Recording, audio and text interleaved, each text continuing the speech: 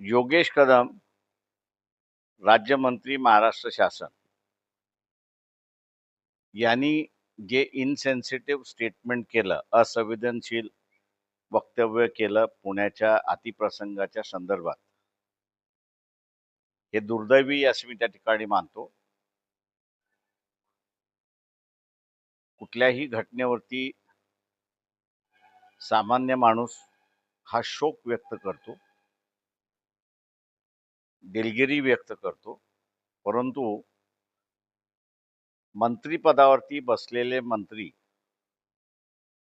ज्यावेळेस अशा वक्तव्य करतात,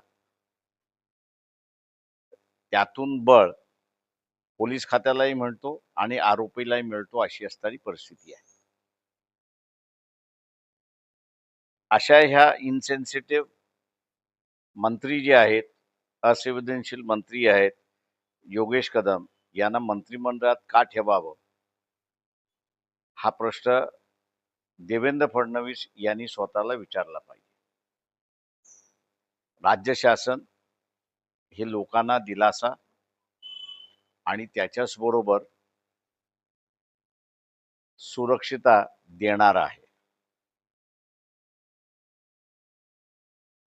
मद्रास हायकोर्टाने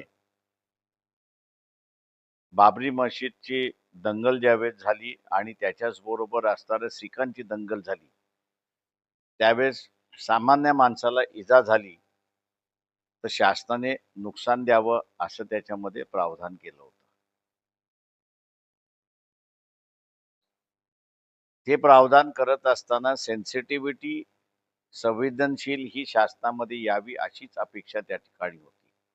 आज ज्या मंत्र्यांना असंवेदनशीलता दाखवावी वाटते, अशांना कॅबिनेटमध्ये का ठेवावं, हा प्रश्न आहे.